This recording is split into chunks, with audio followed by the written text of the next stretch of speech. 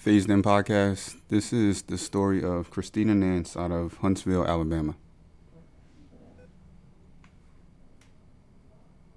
That van. So we literally had to watch 2 weeks of surveillance. Huntsville Police investigators say there is video of Nance walking around the lot and sitting on the hood of a police car and approaching other parked unoccupied vehicles for about 10 minutes. One thing to note is the video feed is unmonitored, and it's hard to tell, but police say Nance entered the unlocked police van through the rear door and that there was still movement in the van through the 28th. Nance was reported missing on October 2nd. The family has had a look at the video Friday morning, but say this still doesn't. Okay, so give you a little bit of a brief history. Christina Nance, age 29, is out of Huntsville, Alabama, and she was last seen September 27th. And she was reported missing October 2nd, and her body was found October 7th, 5 days after they reported her missing. This case is, it's a little bit strange because unlike any other missing persons, Christina was found at the Huntsville Police Department in one of their transportation vehicles. That's very unusual. But if you see with the video that Huntsville has released, it shows her in a parking lot. I'm going to stop it right here. I'm going to pause this. Let me come back here. All right, this is the parking lot. And now the video is very grainy. I'll just bring back the video. Let's bring it back a little bit here. Now, if you see this video, the arrow is obviously pointing at, Christina's location and her movements around this parking lot. But the video is very grainy, so you can't really tell it's her. You know it's a person, but you can't really say that it's her. But you do see someone walking around. I'm not saying that it's not her. I'm not saying that it is her. I'm just saying that the video is not clear enough.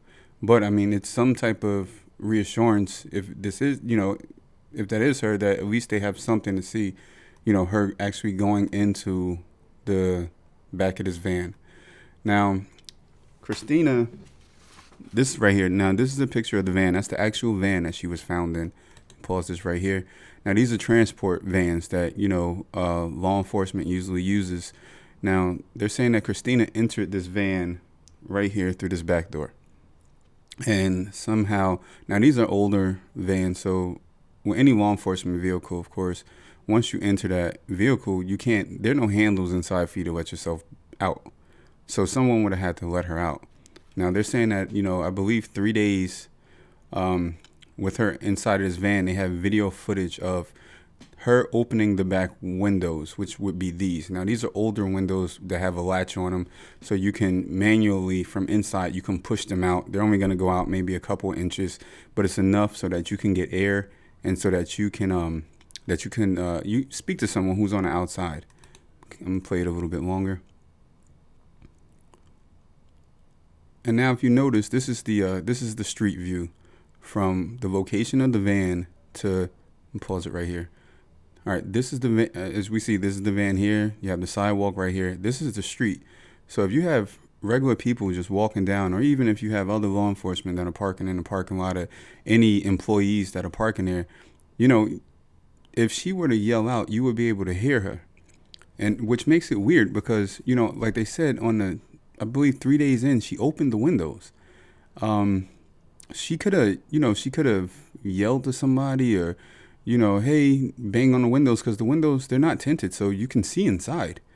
And I don't know if she had a cell phone or not, but if she had a phone, she can call, her family, friends. You call 911, they're right there. Hey, I'm locked in this van, which, I don't know. It's just more questions than answers. Let's see what else. Push play again. And again, the video of the press conference. Now, from what I've been seeing, when it comes down to with the video footage that they have, they said that the total video footage is about 10 minutes long. This obviously is the edited version. And I know her family is pretty upset with this. They don't understand. I guess they feel that they they haven't received any answers. They have more questions. Their concerns obviously are, well, how do we know for sure that's our sister? That, you know, is because it's not clear to them. They want to know, how did she get back there? Why was the back of the police car unlocked? And, you know, they want to see the unedited version of this, which, you know, they probably should have every right to do. They also obtained an attorney, and I believe they're seeking a private independent autopsy. So I know that they're working. They want some answers. And here's the family. Definitely, we will have our own private autopsy in the next few days. Our sweet Christina is dead, and they can't give us an answer. Here's what the family says they remember most about Christina.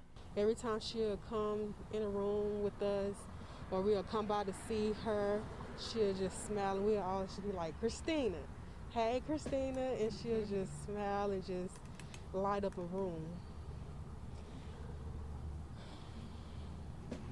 Not only that, but she also had a bright personality. She was real respectful, shy. She loved to sing. And, you know, it's just a real sad story. I hope, you know, the family is able to get the answers that they've, you know, been looking for or they're seeking. And, you know, I just pray for the best for them. Phased in, phased out.